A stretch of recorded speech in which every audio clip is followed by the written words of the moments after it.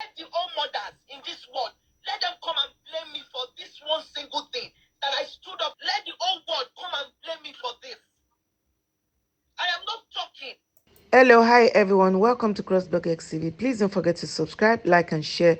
Please don't forget to always check your notification button for all our news updates. Our update today is about Toyin Abraham on the set of American Japa. I don't know what's happening in this country, the way these area boys, the way they welcome them, even the government self welcome them. They always disturb all these actresses on their sets.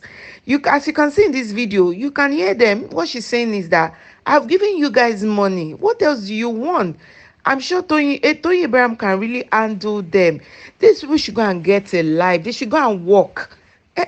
Èèyàn ń ṣiṣẹ́, èèyàn ń ṣe ya film and then disturb.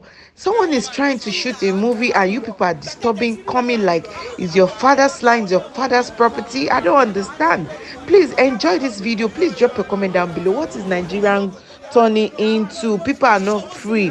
Area boys has to come. Toyin Abraham can handle them. Oh, she can handle. You can see the way she's talking to them. She know they fear. Oh. Please enjoy the video.